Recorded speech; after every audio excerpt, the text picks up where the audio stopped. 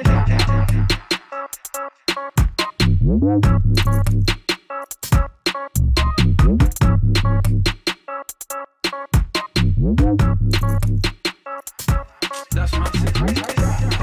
guys, welcome to Ace Podcast Nation, the home of our new cricket series, The State of Play. This is episode number 3, and I am Si. The show is available in video format, youtube.com/Ace Podcast Nation, and the audio version is available at all your favourite podcasting and radio apps and platforms.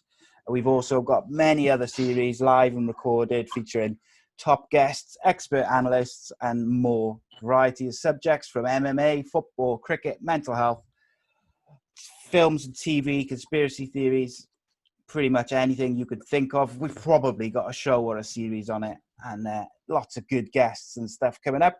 So give us a follow on social media. We've also set up a new social media page for this series, which is @stateofplay_ on Twitter and Instagram. So if you give that a follow, share it around, and we can start to grow it.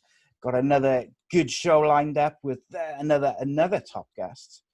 But joining me is we got the usual trio of myself, and then Thursday we have West Indian batsman Mr. Kieran Powell. How you doing, buddy? I'm not too bad. How are you? I'm all right, mate. The weather's been better the last couple of days in the UK, so it's not as depressing. I've had some terrible weather out here as well. You know, it's just been 33 degrees every single day. It must be so difficult for you. I bet you can't wait to come back to the UK. That's what it is, isn't it? The weather's preparing for your arrival tomorrow. Thankfully. That's it. And also joining us, former Glamorgan bowler, Mr. Nye Norman. How goes it, my friend? I'm good, thanks, mate. You? Yeah, I'm all right. Obviously, you Good. missed the last episode because you were off golfing, wasn't it? I was in Portugal on a golf holiday, which was very nice. Nice little break after lockdown, I suppose, isn't it? Absolutely, it was needed. Didn't strike him very well, but we weren't there for just the golf. we weren't there for the golf at all, let's be honest.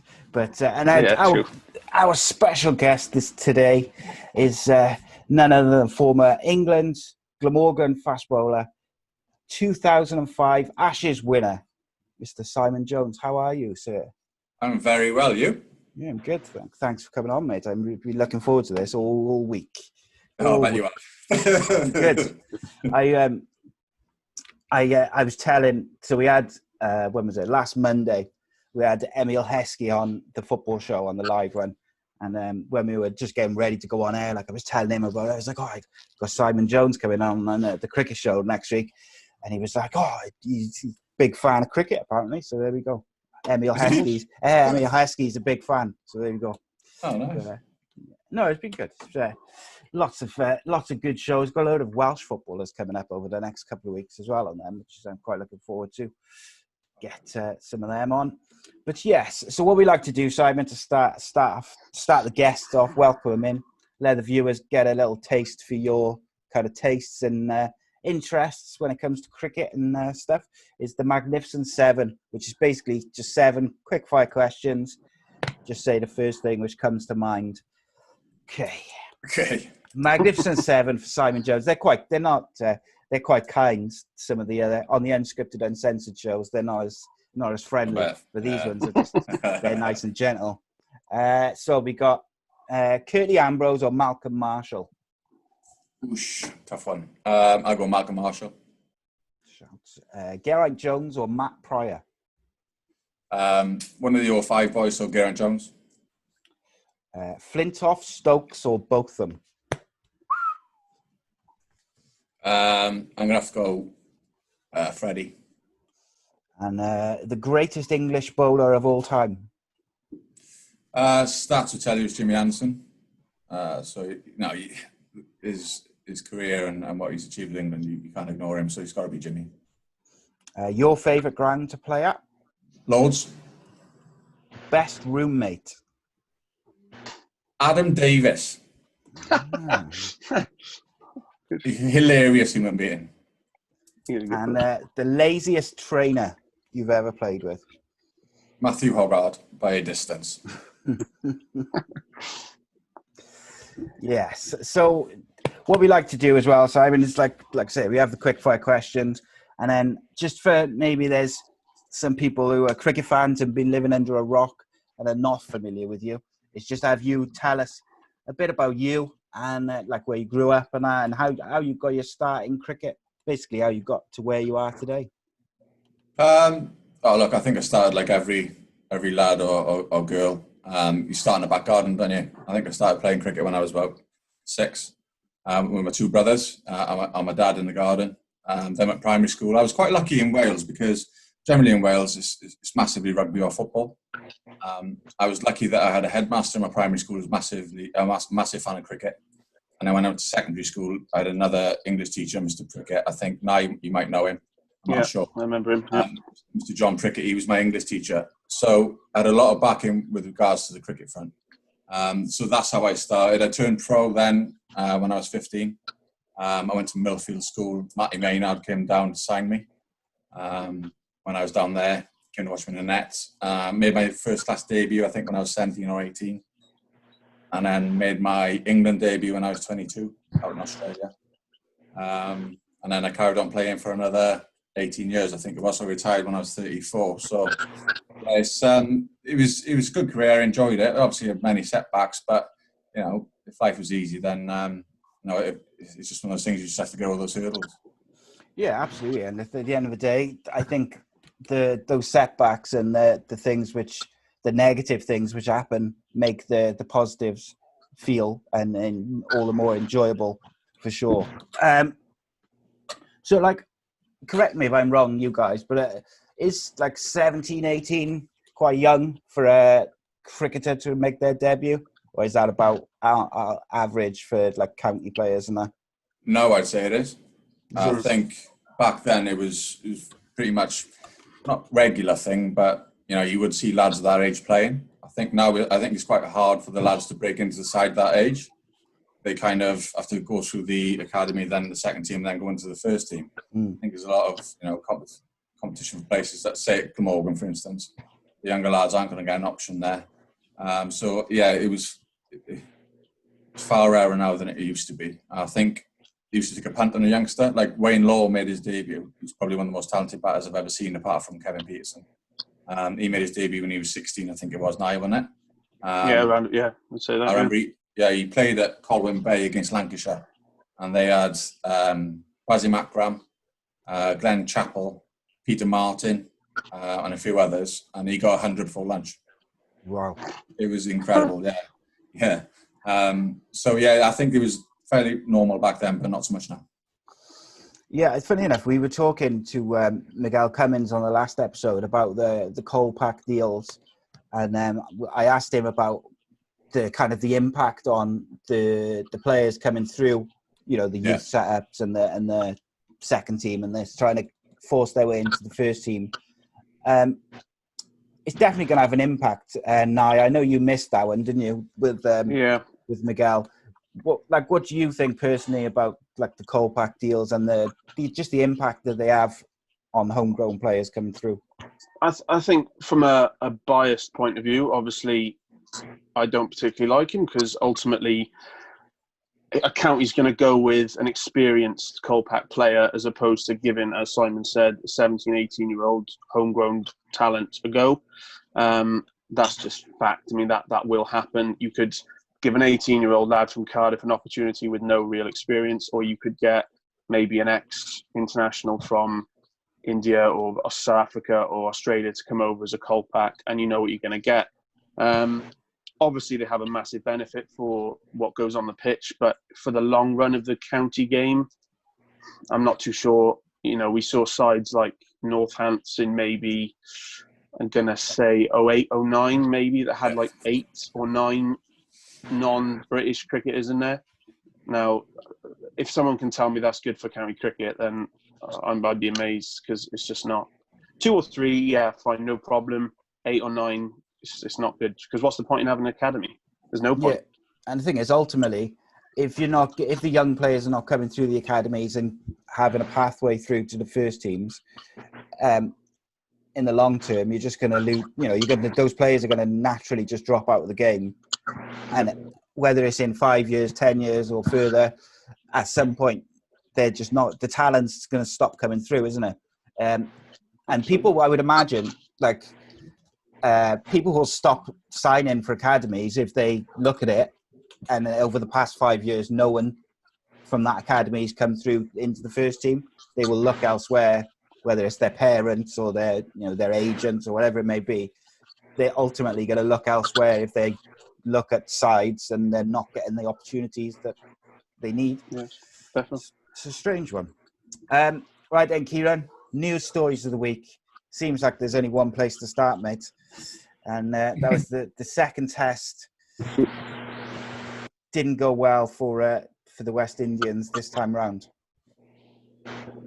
Yeah, I think obviously England had Joe Root coming back, so that would have given them confidence. They obviously made some changes to the bowling attack as well. Stuart Broad with a point to prove, and I think he proved that nicely. Actually climbed into the top 10 in the world, how much of a point he proved. So I think the West Indies, though, would be disappointed in the batting more so than anything. Getting lots of half centuries, lots of starts, but no one's converting. And I think that was the difference with the match. Sibley got 120, Ben Stokes got 170. They took time out of the match, but they also gave England a score in which they could be competitive and dictate the game. West Indies being 200 for 3 or 240 for 4 to get bowled out for 280, that just let England right back into the match. If they batted into the last day, an hour, 2 hours into the last day, getting 340, 350, it would have been pretty much impossible for England to have gone on and forced a game from that situation, because the amount of time that they would have needed to get a score on that pitch and to come and bowl the West Indies out in probably 40, 50 overs. So I think that's probably the major concern for the West Indies. Obviously, a few of the bowlers seem to have picked up injuries as well. So lots more to think about in their camp than the English camp.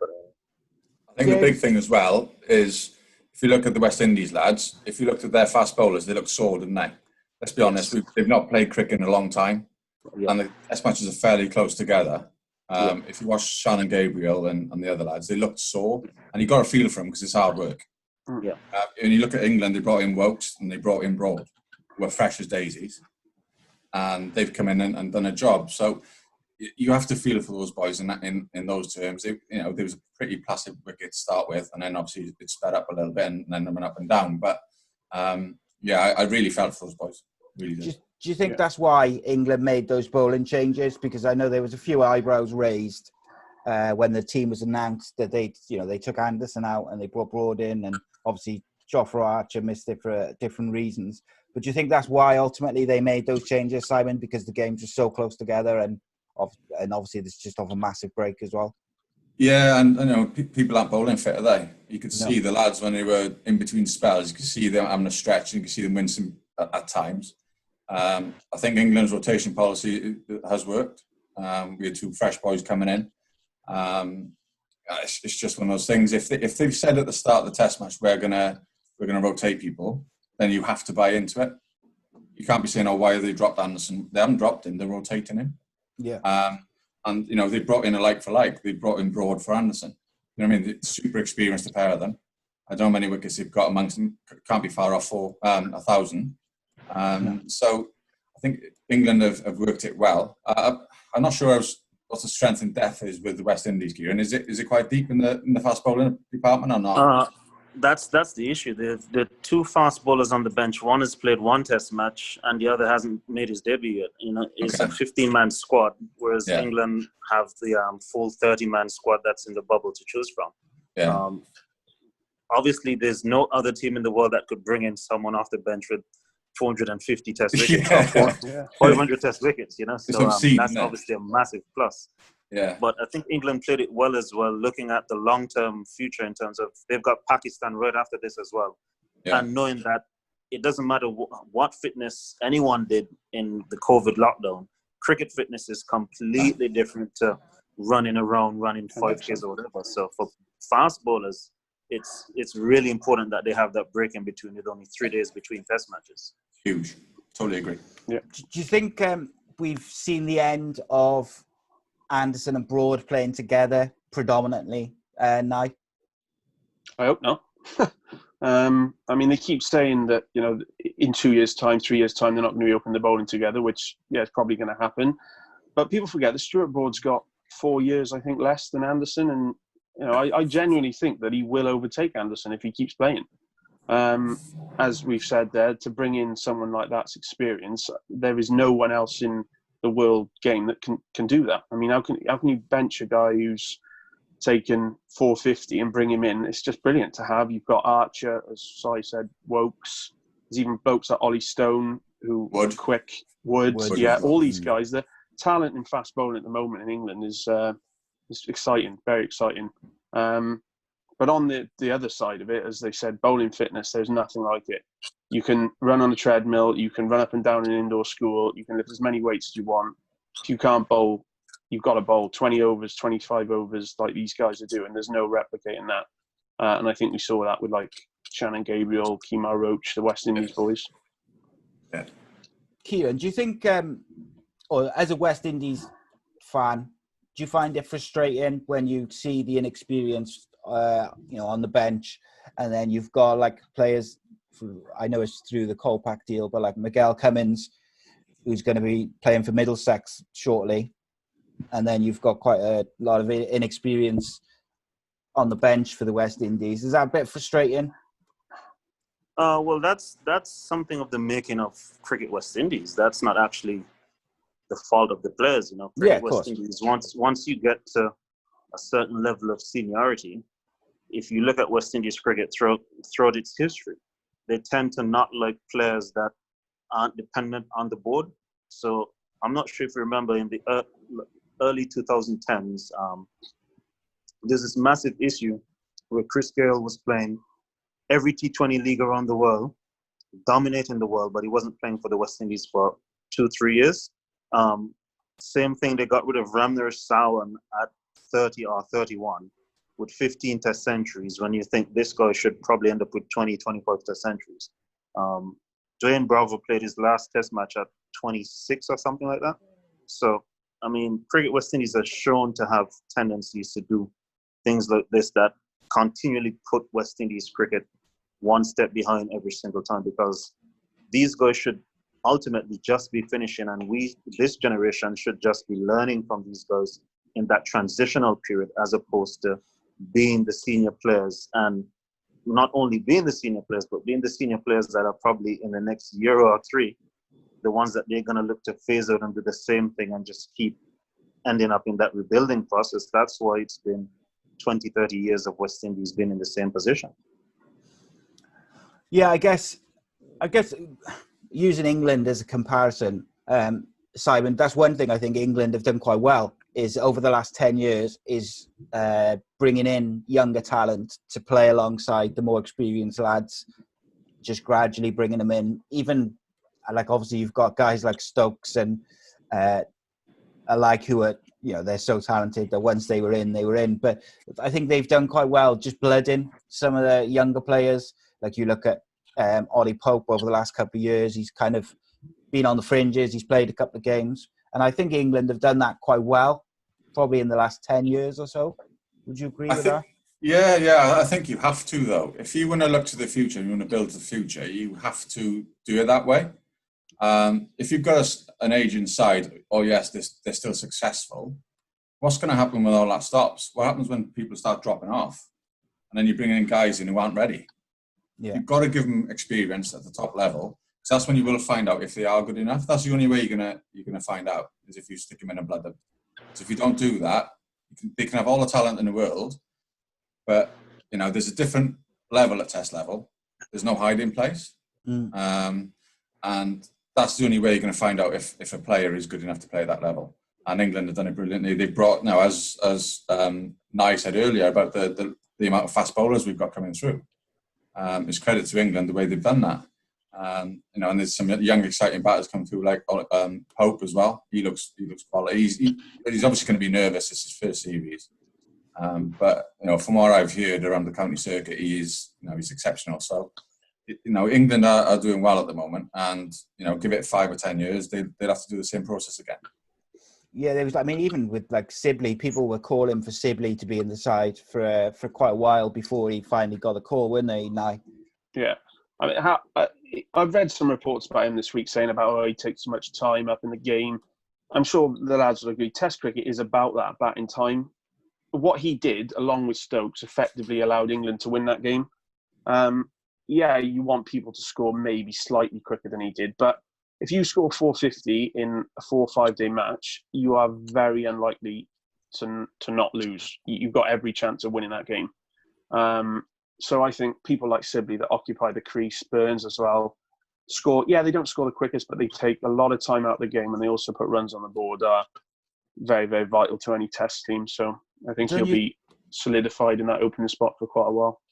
But Nye as well, do you think that when you look at that England batting lineup, and you've got Stokes, Root, Butler, people like this, they all score very quickly. Yeah. So you need guys, particularly at the start of the innings, to be solid and almost bat time, for lack of a better term.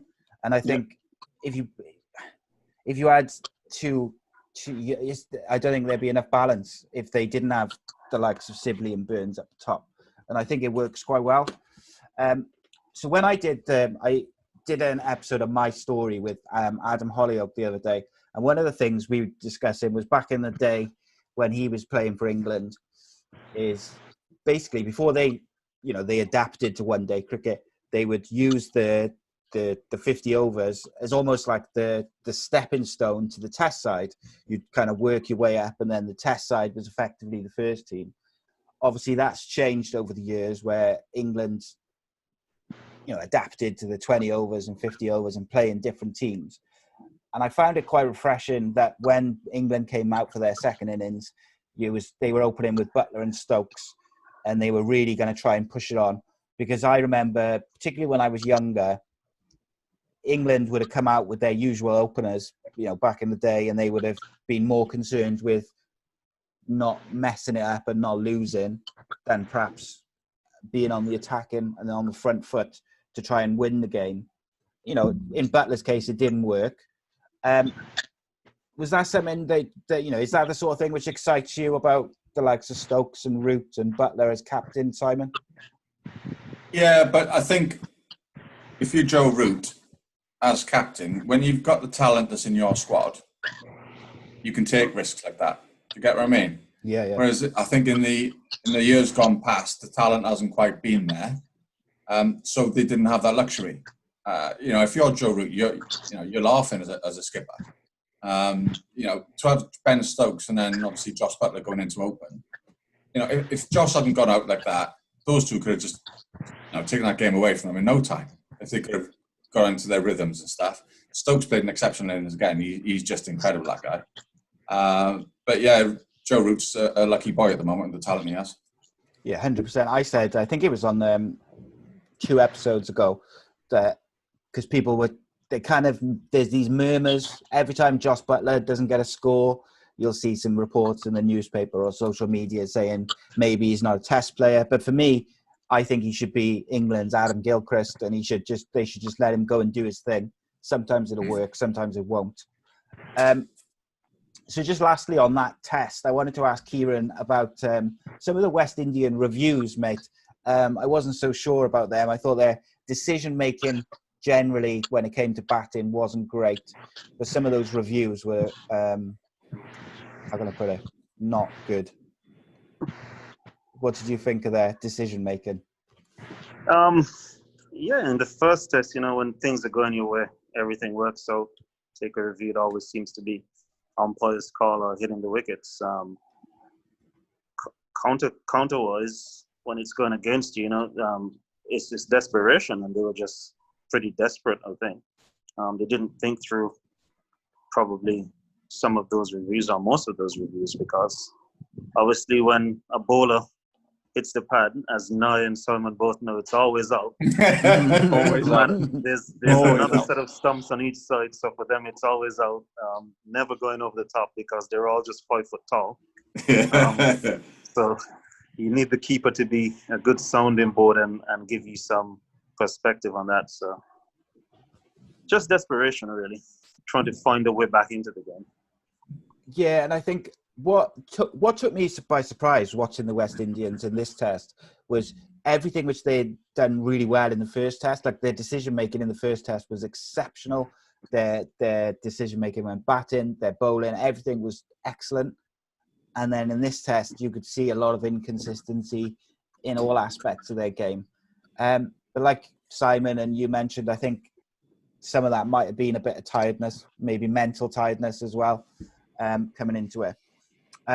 Just moving on then from that, from the test match, Jofra Archer missed the game through basically breaking lockdown rules. So he wasn't, I saw a few places reporting that he was suspended from the test. So to clarify, he wasn't suspended from the test, but because he broke the bubble rules and about not the curfew, I can't think of the right word, but like the quarantine around the team, regardless of when the test was, he would have had to isolate for a certain amount of days. It was just that those days fell when the next test was. As his teammate, Nye, would you have been a bit frustrated with him for going home and breaking those rules? I think because everyone else in that squad would have liked to go home and see their partner, wife, girlfriend, whatever, kids. He chose to do that. He says it was just literally in and out of the house, but they all knew the rules. And sadly he broke it and he's paid the penalty. It's good that he's got a clean bit of health, so he should be available for the last tests. The only thing that I do maybe agree on is if they were all isolating, why weren't they in a coach? Why were they given the responsibility to drive from the Rose Bowl or the GS Bowl, to Old Trafford? I mean, if they were in a coach, that decision would have been taken out of his hands for him, I imagine. But I don't know the ins and outs of it. Yeah, it's a weird one, isn't it? Because, like you say, like from his point of view, he said that he was in and out, but it's ultimately the same for all of them.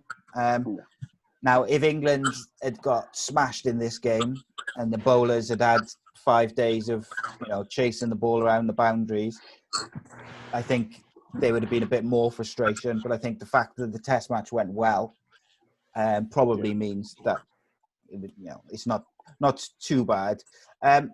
Simon, I wanted to ask you, obviously, like you mentioned, you made your England debut at 22. I wanted to ask you about the pressure that's on Jofra Archer because of the sensational start that he made to his England career and his cricket career, generally over the last couple of years has been special.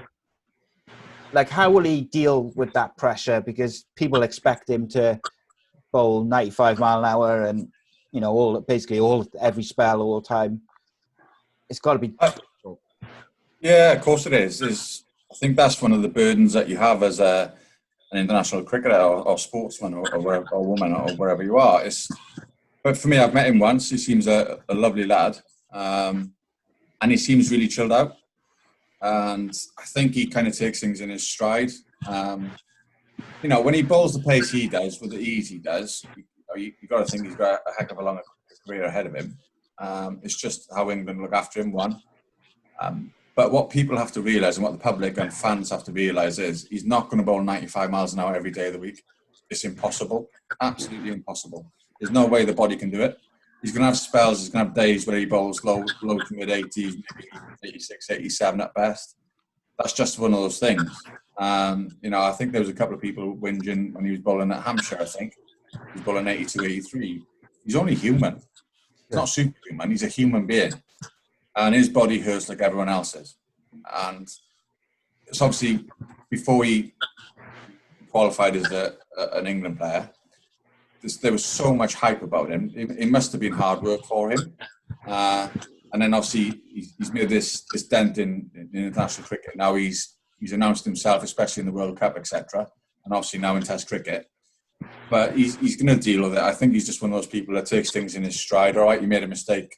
Going from Hampshire up to Old Trafford, he went home. He's 25 years old. He should have known better. He was in an environment where it would have been drummed into you. This is nothing new. This has been around for a long time now. He just made a silly mistake. It's just hard work sometimes when the press jump on it so much. He's fairly young. He's 25. He's not that old.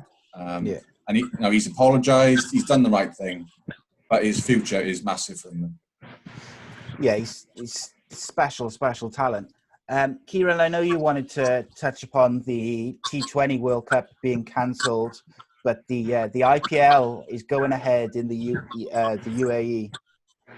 Tell us about that. Yeah, I just find it puzzling. Why would you cancel a world tournament, but then a domestic tournament gets the clearance to go ahead? You know, I mean, I think the power that the BCCI has over international cricket is quite sad, because you know everything sort of goes based on what India wants to have done, and I guess some guys, especially the guys on the T20 circuit, their lives revolve around whatever India wants to have done. So I mean, it's just weird that they could push every international tournament back by a year and find a window for it suddenly, but then the IPL goes ahead the very next day after the T20 World Cup is cancelled. Yeah, and I think what is extra puzzling about it is that, you know, the IPL will, I would imagine, as usual, be jam-packed with talent from around the world. So what's the difference, really, in terms of the T20 World Cup being on and the IPL? What do you think about that, Nye? In terms of them being cancelled and one being on? It's a strange one. Like Kieran said, if you cancel a world tournament, basically saying it's not safe for players from all over the world to travel, how can you then allow another tournament where players from all around the world do travel? It's crazy, really isn't it? make much Mental. sense. I mean, there is one thing that I watched. There's a film on Netflix called The Gentleman's Game, and it's done by a guy called Jared Kimber, who is a cricket journalist. And he goes undercover, and he's working for the ICC. It's genuinely worth a watch, because he discovered that 70% of the ICC's money goes to 3 countries. So that's the ECB, Cricket Australia, or I think it's A.C.E. it's called, and the BCCI. So you've got 70% of the wealth going to 3 cricketing boards, and the other 8 international teams have to scrap between 30%. So, you know, and then you have issues where countries like India can say to New Zealand or West Indies, oh, well, we just won't tour unless you give us these rights, unless you do this. So that's pure, it's power, like Kieran said. The BCC have got probably the ICC by the balls. So we'll cancel the ICC World Cup, but we'll allow the BCCI IPL to go ahead. Doesn't really make much sense. Can only be money. Yeah, that's what it comes down to. Is basically the money aspect of it. It's just about $1 every time, though, isn't it? It's just how it is. It's just sadly the way things are going. And obviously, as Nye and Kieran said, they're very powerful people, and they'll always get what they want. Yeah. Yeah, and you can't see any change coming on that front either, can you? Do you know what I mean? It seems like it's going to be that for the foreseeable future. So, do you think though that, like, because I was looking at the West Indies team that didn't tour. There was 3. There was it Dwayne Bravo, Shimron Hetmeyer, and was it Kemar Paul who didn't tour this series? Oh, Darren Bravo. Sorry. Has Shimron Hetmeyer got an IPL deal? 1 point something million. So is he going to go to the IPL?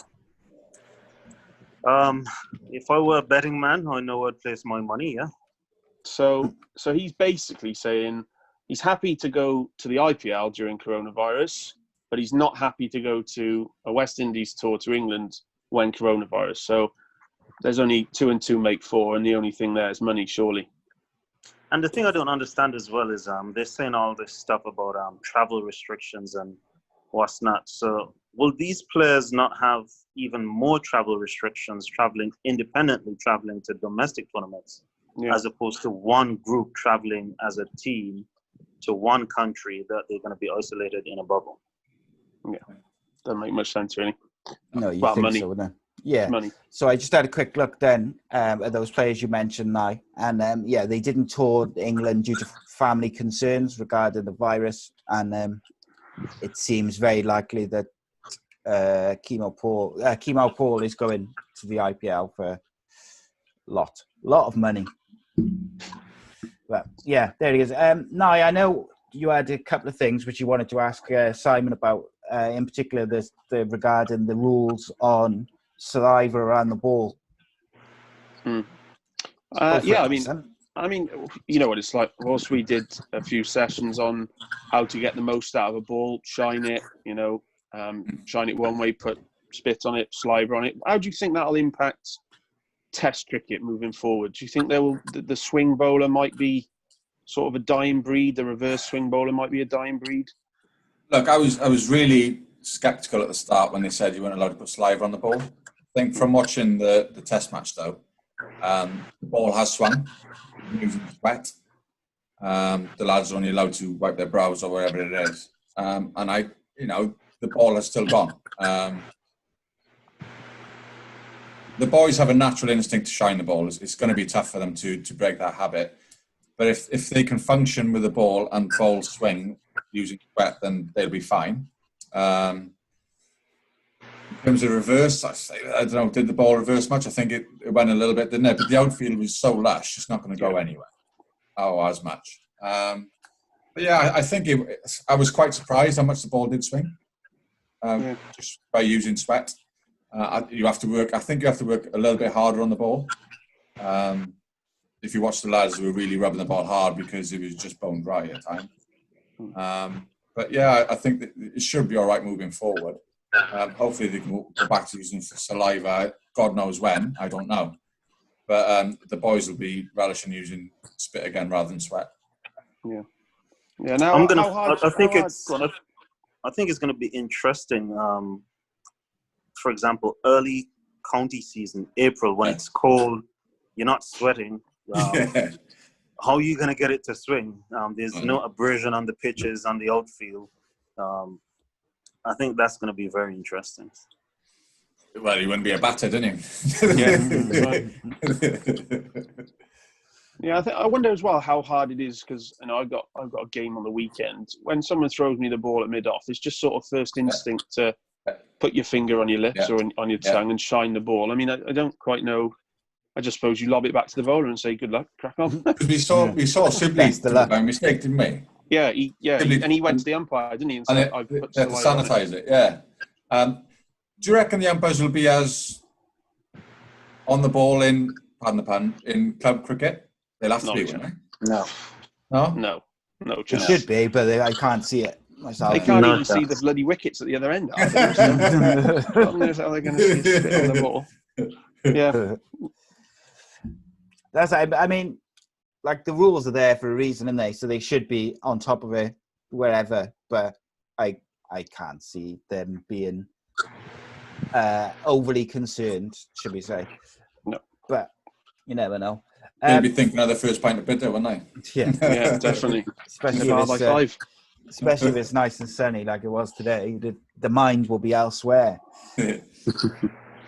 Okay, so just to kind of finish us off, Simon, I wanted to talk a bit about your career and the 2005 Ashes as well, which 15 years to the day, I was reliably informed it started by Nye earlier. Is that right, Nye? 15 years today? 15 years to the day, yeah.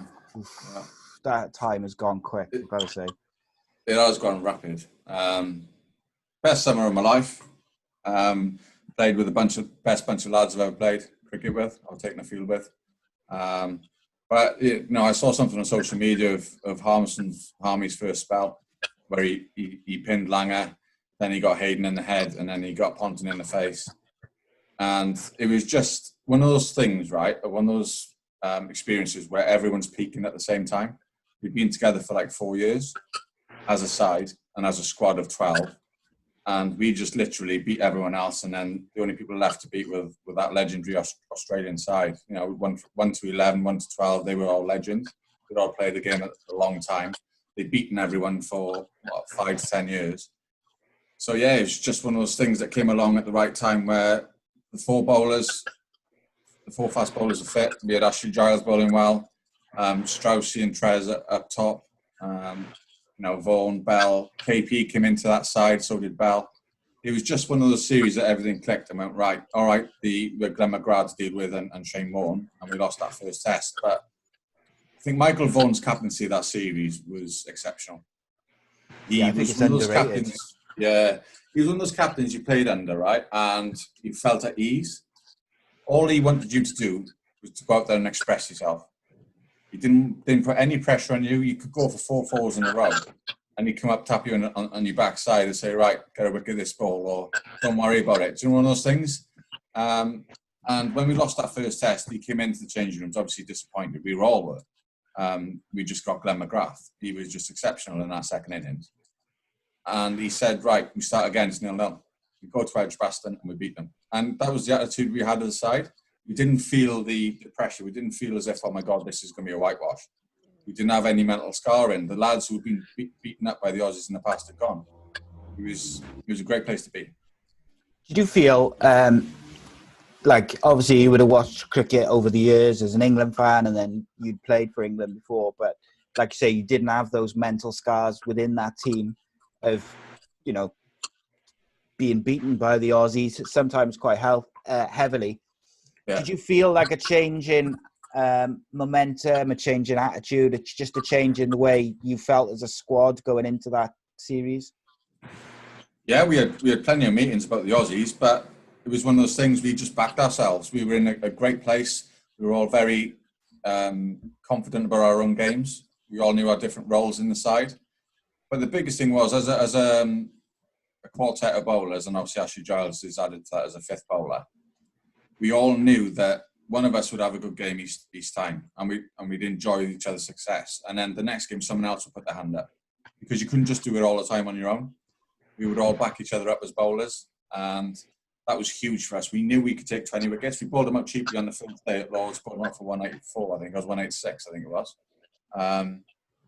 So to bowl that Australian side up so quickly was a massive bonus. And it gave us huge confidence, and it gave our batters confidence that they knew that we could bowl them out, and there wasn't going to be too many times that we were going to be in the dirt for too long. What was KP like when he first came into the side? Excitable. Like he's one of my good mates. For me, he's misunderstood. Yes, his mouth is 3 seconds quicker than his brain. But he's a good human being, right? He's a really good human being. He's been there when I've had the tough times and injuries and stuff. He's always been first on the phone. But when he came into that side, he was just he was like a kid at Christmas. He was on the big stage. He wanted to show everyone what he could do. And the way he batted that against Glenn McGrath at Lord's on his debut was unbelievable. And he just wanted to announce himself on the stage. And rightfully so. He, as I said earlier, he's the most talented batter I've ever seen, or played alongside. And he was great. He's full of energy. He was in the field. He didn't stop talking. Just a good person to be around and to have in the dressing room. Obviously, things changed as his career went on. He became one of the senior players. Our dressing room was so strong. There were so many strong characters that no one could step out of line. Not just him, no one. And if they did, they got put in their place. And I think that was another good characteristic of our side. Yeah, and I think that was one of the things which I was going to ask you about. Is obviously in that team there was so many players of just genuine world-class quality, but it was also full of big characters. Yeah. Was there, like you said there about, you know, if anyone stepped out of line, they got put in their place. Did that happen much, or was everyone so focused on, you know, getting the job done and channeling those characteristics in the right way? Look, we had Duncan Fletcher as a coach. There's not many people who step out of line with him anyway. But he took a kind of a back seat during that series, and he let Vaughan lead it. And as I said, there were so many strong characters on our side, and we all knew our roles. No one really stood at line, and we were so focused on beating those Aussies and dealing with them each day that you didn't really have time to mess around. When you got your downtime in the evening, you would just go for a bite to eat and just try and sleep it off. It was just such an intense summer that, yeah, I lost 7 or 8 kilos that summer. Wasn't eating, wasn't proper sleeping. Nerves were there all the time, the expectation from the crowds, and walking down the street, you couldn't get away from it. It was hard work, especially walking down the street with Kev with his skunk haircut. Everyone was recognising him, you know what I mean? It was a nightmare. But yeah, it was one of those things. And there was no real banter on the field. There was no sledging. There was nothing. Was there not? It was such a hard series that The only sledging I saw was when I was batting and Shane Warne was bowling, and Billy Bowden didn't give him an LBW, and he just got stuck into him, telling him how crap he was. And that's the way Shane Warne worked. He put pressure on the umpire. I'm not saying he wouldn't have got wickets anyway, because he's unbelievable and he's world class, but he just got in the umpire's head. Billy, that's the worst decision I've ever seen in my life. Then Billy starts thinking, you can see him, because he's a strange one anyway, isn't he? And you can just see him thinking, and you can see the cogs returning, and then the next one wasn't quite as plumb as the other one, and then finger would go up. It was just one of those things. He's a clever bowler. Yeah, I guess that's the mental side of it, isn't it? Simon, you all right to still keep going with a couple of questions, because we're just coming to an hour? Sorry. Nye, what sticks out to you from that series, like when you think about it? I remember the test at Old Trafford the most. I think Simon might have even said it, a few others have, is that Australia celebrated a draw like they'd won an Ashes. And I think, for the guys in that dressing room, Simon will tell us, that must have been massive. To see this invincible team of legends, because they all were, jumping up and down on the old pavilion at Old Trafford like they bloody won the series. I mean, that must have given them so much belief that they're going to go to Trent Bridge and win. And it obviously did. And then obviously what happened, they won the series, and it pretty much skyrocketed cricket's popularity through the roof. And it hasn't been the same since. It's been, that 05 Ashes series definitely did the popularity of cricket the world of good. Yeah, it changed the game, mate, didn't it? Because, ever since then, there's been a buzz around cricket. And at the end of the day, people like to follow winners. And I know, whatever sport it is or whatever it may be, people like to follow winners. And for so long, English cricket fans had witnessed us losing heavily particularly to the Australians for so many years, that team and even the build up to that test series, everyone was excited about that series because they felt like, yes, this is the one, this is the time. And as the series, progressed, it just got more and more exciting. The crowds got rowdier. Is there certain points, Simon, when you look back to that series where you're like, that was the turning point, or that was where it changed? Edgbaston, I think. Obviously, I had a stinker on the boundary when I dropped Kasparovich. When I needed 15, I thought, right, I'm getting my P45 now. But I think the fact that we could come back from that and win, Harmy and Fred bowled exceptionally that day. They bowled a long spell. Harmy bowled a long spell the night before. Got Clark with that slower ball. But then once we did it with two runs needed, I think the Aussies started thinking these boys aren't going to give up. And I think that was a huge message to them. I think a lot of England teams in the past might have rolled over. And we went to the third test and at Old Trafford. We played well there. They were lucky to go with a draw. The biggest thing for me was, I think in the first test, Australia didn't respect us. They just thought of us as young upstarts who were going to have a crack at them, who wanted the title, like a title boxing match or whatever it was. But I think then by the time we got to Manchester, they started respecting us. And then by the end of Trent Bridge, they were in trouble. So yeah, it was great to see the attitude change from the Aussies as the series went on. What was it like as well, Horse, at Old Trafford when they were jumping up and down like they'd won the series and they'd actually just drawn? Boney just said, look at them. Just look at them, he said. They're celebrating a draw. Have you ever seen Aussies in your life celebrate a draw like that? And we knew then that they were really worried about us. The fact that they would do that, they had to resort to celebrating a draw. I never thought in my life I'd see that happen. And Boney said, we got them. We have. Yeah. I've always wanted to ask someone that played in that series. Well, there's so many questions I want to ask you, but in terms of the atmosphere of an Ashes, because obviously, as cricketers, everyone is glued on when an Ashes series is being played. Yeah. So, what's the atmosphere like? One, and two, I think Marcus Trescothick is hugely underrated for what he's done for English cricket, and if he didn't obviously have his personal issues, I think that Alistair Cook would have actually been second because I think that he was world class. So what are your thoughts on that? Yeah, the atmosphere in an Ashes is like nothing else. I've never experienced anything like that.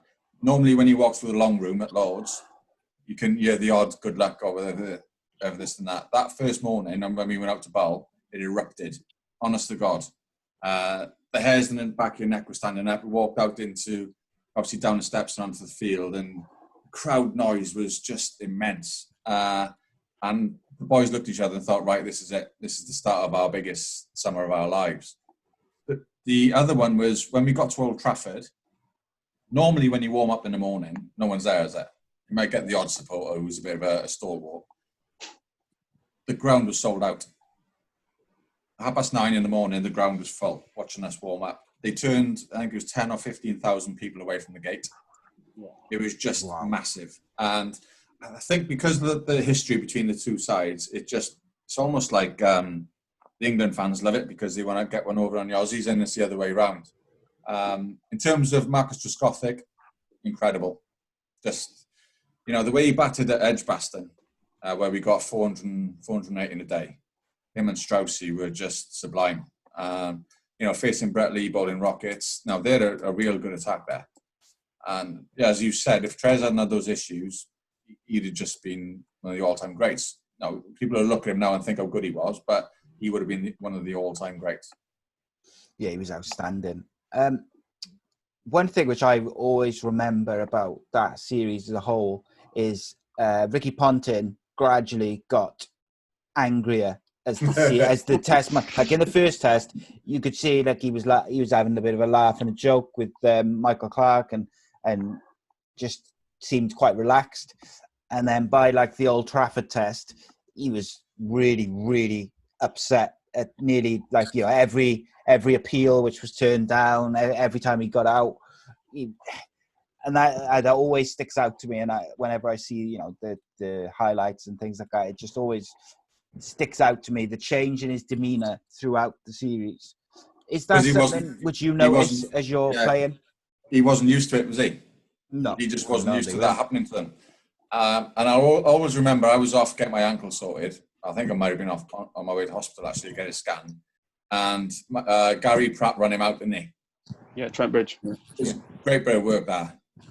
And when he was walking off, he was pointing his bat at Duncan Fletcher. And there's probably, like I was watching on TV, that's the first time I've seen Fletch smile in a long time.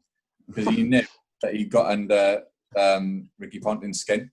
And the boys are saying that Ricky was shouting up the stairs because we were in the top changing rooms and they were on the bottom ones. He was screaming up the stairs, saying all these different words and abusing him and stuff. Fletch was loving it. And yeah, he'd just blown his top. I think he probably ruled the decision to bowl first at Edgbaston as well. Yeah. Because that was a road. There's no pace in it, and he just thought he was going to do something, especially with McGrath going down. I don't know what he was thinking. He just had a bit of a brain fart, I think. But do you think it was arrogance? Yeah, possibly arrogance. Maybe. I don't know whether he's spoken to a couple of players who've given him the wrong advice. I know Shane Warne was totally against it. Warne was fuming, absolutely fuming. But he made a decision, and I think arrogance would have been part of it. Nods, yeah. It's interesting. How much does the roar of the crowd help you find like that extra over in a spell or extra couple of mile per hour when you're bowling? Oh, it's huge for a bowler, or when you're fielding whatever it is. They're like obviously the 12th man. They keep you going, and I always remember that summer how the England fans were just totally behind us, and they got stuck into the Aussies, which was nice. When you play in Australia, that's all you get is abuse. That's all you get. I don't care whether it's a club level or whatever, state level or international cricket. The fans just do get stuck into you. That's just their nature. That's the way they are. But to see the Aussies getting a bit of stick was great. But yeah, the fans were awesome that summer, and they obviously enjoyed watching us celebrate as well. Key, I saw you shaking your head then when Simon was saying about the Aussie fans giving you a bit of grief. Have you experienced that as well when you were out in Australia? It's not even just at the matches. You could be walking to a restaurant. You could be getting room service. It's just their nature. They are a beautiful race. I don't know whether it's the Aussie accent, right? When they get stuck into you, it kind of makes you laugh at times. It does. When they swear, it's quite funny, isn't it? They get away with it. They get away with it. Whereas if we said it, then people would be thinking, "You just swore at me," because of their accents. When they say it's like, it just seems natural, doesn't it? Like totally. The just the flow of it and that. So on the last episode, me, Kieran, and Miguel were talking about dual nationality players, players who kind of born elsewhere and then end up coming over and playing for different nations and whatnot. But I was particularly interested as a Welshman myself. In any other sport, I root against England, but obviously, as we know, it's the English and Welsh cricket board, even though it's not branded as such anywhere.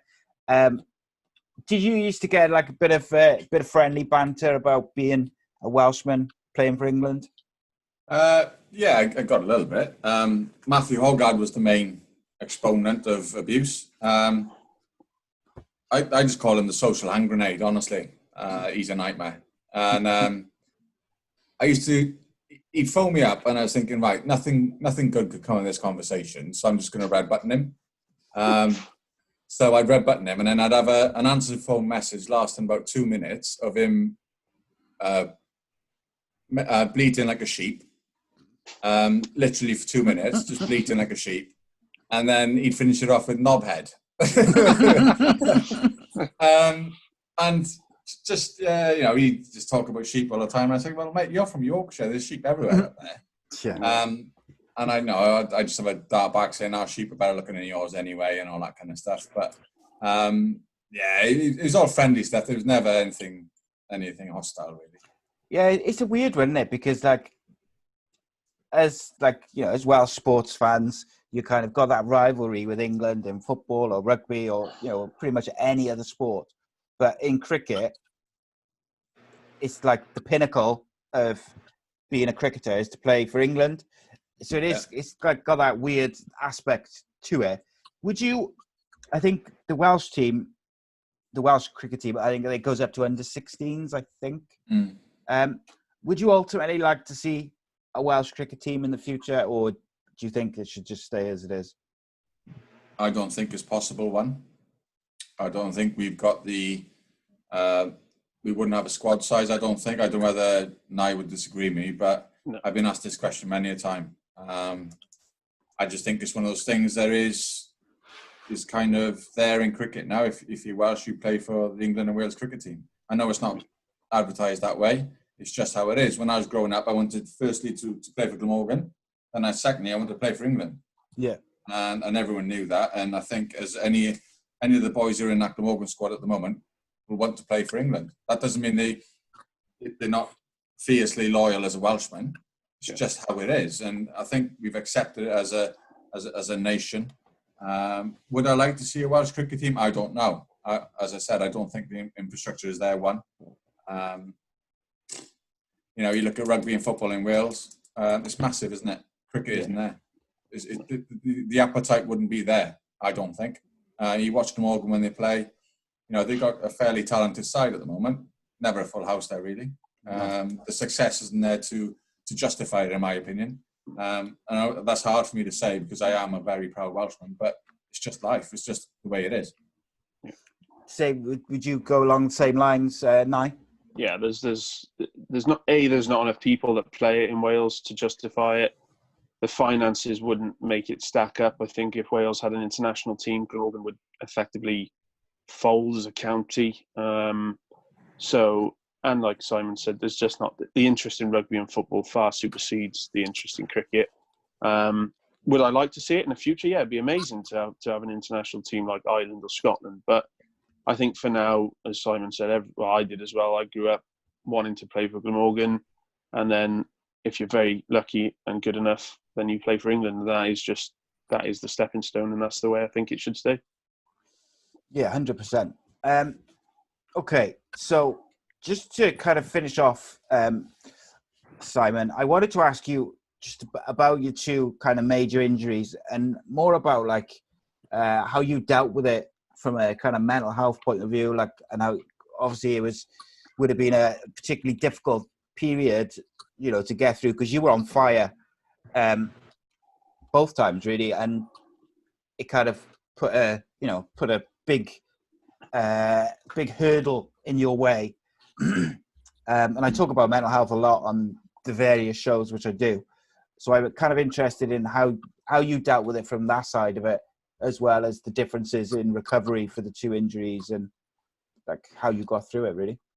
Yeah, so the first one, obviously, in 2002 out in Australia, was my right knee. Slid in the outfield, just one of those things that happened. 18-month rehab, and it was 6 days a week, 6 hours a day. Literally didn't touch a drop of alcohol for that time, because I wanted to see if there's any swelling in my knee was due to there being something wrong rather than having a couple of pints with the mates. It was hard. I was young, so I had a different attitude to life. I just wanted to prove people wrong, because people said I'll never come back. I'm quite stubborn like that. I want to prove people wrong. So when I came back and played I went up with the the England Lions, as they are now, into India, and I got called up to the West Indies. So to get back into the side more or less after 2 years was a brilliant feeling. And to get Brian Lara, first wicket as well, back was even nicer. The second injury I had was after 2005, was my left knee in India, and that was the worst rehab I've ever experienced in my life. I tore the cartilage off the bone on the inside of my left knee, and it was just one of those things. I had an operation called a microfracture, so they drill the bone to make it bleed because there's no cartilage there, and it fills the hole where the cartilage was. Now I had a 2 centimetre hole, which is big. So I had to wait for the bone to harden up and the crust to come up like a scab. But it was one step forward, two back, one step forward, two back all the time. And it just drained me. The worst thing was, I found that when I was at Hampshire, I was so focused on keeping fit and doing what I needed to do to get back onto the field that it consumed me. I was vacant. I wasn't me. I had my two young lads with me down there. They were quite young. They were 3 and 5, I think they were at the time. But I wasn't being a dad. I wasn't there. I was in the room, but I wasn't there. And that's when I look back, that kind of, it upsets me slightly, because I'll never get that time back. Never. And that was tough. I remember waking up on Christmas Day, right, I'll get down and ice my knee. No, just chill out with your kids. Do you know what I mean? Father Christmas has been, all that kind of stuff. And Boxing Day, I drove to the gym to see if it was open. The next day, I drove to the gym to see if it was open. It was just horrendous. And looking back now, I don't realise how bad I was. It was just one of those things that I went through, and then obviously I went back to Glamorgan, which was nice. Kids could grow up in Cardiff. I could play for Glamorgan, finish my career there. And you know what? When I retired in 2013, I just felt this weight just lift off me. I knew I didn't have to do another rehab. I knew I didn't have to do another gym session, not out of choice. Yeah. I knew I could relax and enjoy myself with my kids. I didn't have to worry about my knee swelling. I didn't have to worry about so many things. It was honestly a shit place to be. It really was. And then when I retired, I thought, just that weight, that lifted. And when that went, it was great. Sounds like it took quite a lot out of you, from that side, like the mental health side of it. Just, I would imagine, being a professional sportsman is all consuming anyway. But then when you've got like a serious injury, like both of those, you're going to have people, like you said, who say, you're never going to come back from that. And the athlete in you and that same determination and stubbornness and focus that has got you to being a test cricketer and a professional sportsman is obviously going to drive you on during your rehab as well. But like you say, in how we're looking back, and it can also take away. It can be a negative as well. The one thing I found as well is you put on like a mask, and when you're walking into the ground, the first question people will ask you is if you're a bowler or if you're injured or whatever it is, are you fit? The amount of times I got asked that, I don't know, any bowler would be asked the same, are you fit, are you fit, are you fit? And you end up putting on this mask saying, yeah, I'm fine. When you're not inside, you're like a duck on top of the water and you're pedaling like hell. And you're in turmoil inside, but you feel as if you have to put on this kind of false impression to people that you're fine. You know, you're this fast bowler, I'm fine, I'll be out on the pitch, no worries. Inside, you just, yes, it's horrific. And it took me a while to just switch off. It took me about a year, I reckon, maybe a bit longer, just to realise I didn't have to go through all that again. It was almost, like mental scarring, I reckon. So, like, when I think of reverse swing and English bowlers, the two bowlers which I think of are you and Dan Goff. Yeah. And you and Goffy, you know, you both bowled at pace, both bowled reverse swing, both had similar knee injuries. And I think, I might be wrong, but I'm sure I've heard him talk about the same surgery on his knee with the microfractures. Yeah. He had obviously tremendous issues with his knee. Yeah. Do you think that is like kind of due to the amount of pressure that bowling fast puts on the body? I think with Goffey, it certainly was. You know, if you look at his career, the length of time he played and the amount of overs he bowled, his was definitely wear and tear. Now, I didn't bowl anywhere near the amount of overs he bowled. I just landed in a foothole in India and I tore the cartilage off the bone. I was just unlucky. Yeah.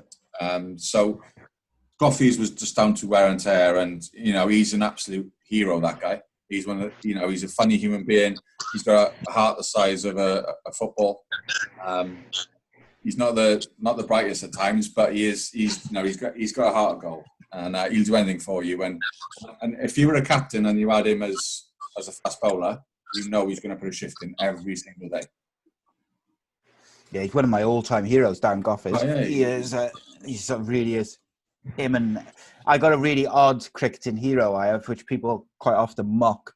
But I really massive fan of Mark Ramprakash, always. Well, his dancing or his batting? That's it. Yeah. His dancing was pretty good, but I don't know. He just, when I was younger, like, he was just one of those players who I just enjoyed watching bat, and he, you know, his county career statistics were just unbelievable. And it's a shame, really, he couldn't put it into practice so much for England, because I think he could have been quality. Kieran, is there any other questions you want to put to Simon, or anything else you'd like to discuss? I'd like to hear his thoughts on England's biggest cricketing problem, which is getting Steve Smith out. He's got like close to 2,000 runs in the last 3 Ashes tests. Is ridiculous. He's got 10 test centuries, I think, against England. What are your thoughts? He's tough to bowl at, isn't he? By looking at him, you look at the lads that were bowling at him. They're high class. You look around the world as well. He doesn't really struggle, does he? Yeah. He's got that unique setup. He's very twitchy. He's just one of those batsmen that really annoys you. And he lulls you into bowling at his legs, doesn't he? Yeah. He gets across and then he works you in funny areas. You think, right, with 90% of batters, you can just bowl the top of off and then mix it up with a bouncer or whatever else, an in-swinger and out-swinger. With him, he's a different kettle of fish. I know we saw Archer rough him up, hit him in the head. I think when you've got extreme pace like that, maybe that's the way you can go. But once he's in, isn't he? And that's why he's obviously... is he in the top 3 in the world now? He's got to be. He's number 1. Number one. So he's... and he's there for a reason. He's found a way of becoming this batsman that bowlers really struggle to bowl to. And it doesn't matter who's bowling to him. He's got all the shots in the book. In answer to your question, Key, I don't know. I think I've seen 2 things with him that tells me that he's quite different.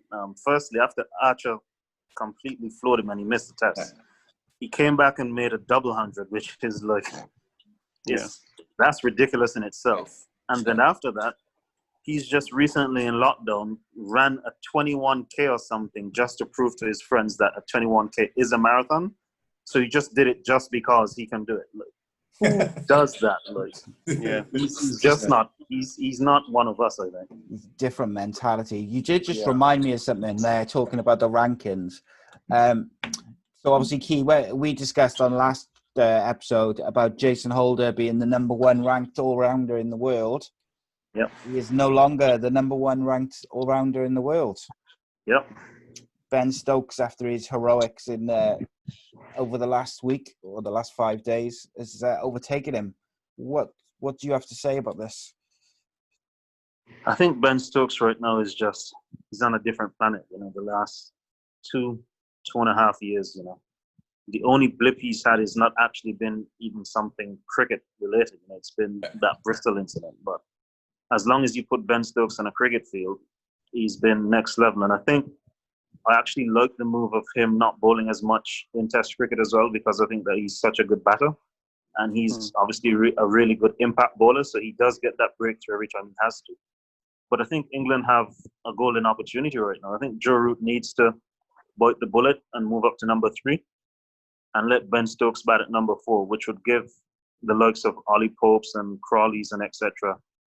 an established senior batter set by the time they get to the crease. England would be in a comfortable position, and that would give the 2 best players the chance to make big scores, big hundreds, double hundreds, whatever the case is. 3 and 4 as opposed to 4 and 5 would put the team into stronger positions from early, as opposed to them having to do repair jobs more often. Yeah. Root does not like batting at 3 though, Nye, does he? He has to. He has to. He's got to suck it up. I wanted to ask all of you, really. Obviously Ben Stokes is just special, but I wanted to know, do you think if you take his batting out of it completely, would Ben Stokes get in the England side as a bowler? Simon, we'll start with you. Just as a bowler? Yeah. Yeah, I think so. Go on. He's aggressive, but do you know what? He's one of those bowlers that you'd want in your side because he'd do anything for you. He'd bowl the tough overs in the middle of a game where people try and shy away. He's just one of those wholehearted cricketers. Whereas, do you know when I used to play with Fred? He's that type of cricketer. He would do anything for the side. And you saw the way Stokes, he ran after that ball of his own bowling and tried to dive to stop the boundary, didn't he? Ridiculous. They ran for in the end. That's the type of people you run in his side. So yeah, for me, he does. Would you have him in your side as just a bowler, Nye? Yeah, 100% all day long. And he's incredible. All right, last thing then, Si. You just reminded me of it. That's why. Freddie Flint off. Yeah. Tell us about him, and tell us just about that one particular spell in 2005 was just it's historic, isn't it? But just tell us about him as a competitor. Look, he's a gentle giant, right? He's a big lad. He's 6'4", maybe nearly 6'5", and there are characteristics I see in Ben Stokes of him, the way he approaches the game, the way he just goes out about his business, and when you need someone to stand up, he was always that person. And the lads would do anything for the side, but he was the one that Vaughan would generally turn to because he knew he was going to get business done. That spell I saw at Edgbaston, over the couple of 3 or 4 overs, he bowled to Ricky Ponting, and then he nicked him off. That was as quick a spell as I've seen in terms of bounce, pace, etc. It was a fairly placid wicket, that one at Edgbaston. It never goes through there, and you saw Geraint Jones taking it above his shoulder.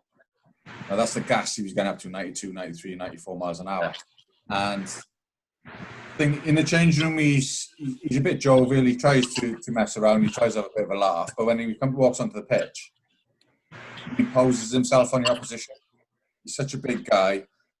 His record used to speak for itself in terms of bowling. And, you could see the opposition knew that he was around. And that was the biggest thing I felt with him was he could impose himself on even against the opposition. It's just a gem to have on that side. Yeah, he's a match winner many times for England, wasn't he? He just changed the game. Nye, we had a question. I had a question sent in for you from someone, and they want to know why your Twitter tag is Mr. Bean 1927. I was called at school, boarding school, for a long time. So I just thought Mr. Bean, it's either that or Noddy and the 1927. I'm sure us Cardiff City fans can relate to that. Yeah, ready for the playoffs tomorrow, Absolutely. Hopefully. By the time this goes out, Cardiff will be in the playoffs, hopefully. Fingers crossed. That'd be nice. Fingers crossed. Although, Simon, you were born in Swansea, weren't you? I am, yeah. It doesn't mean I'm a Swansea supporter, though. I was going to ask not you a Jack bastard. because you did. Yeah. I got a video of you doing the Ayatollah. Yeah, I know. I grew up in Llanelli, right? And there's a massive rivalry between Llanelli and Swansea.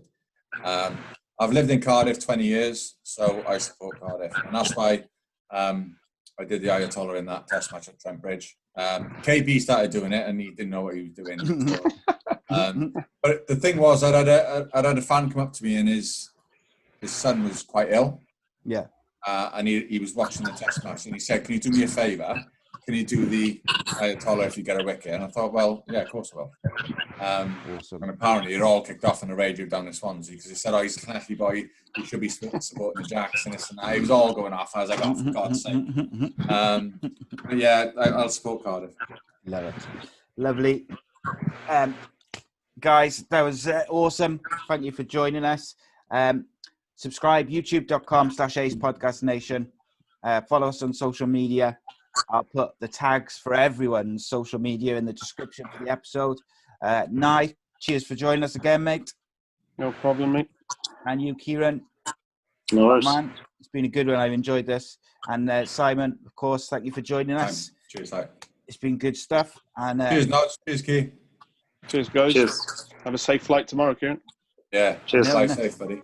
you'll be in the UK soon enough, Key. And I will. everyone else, we'll see you for the next episode. Cheers.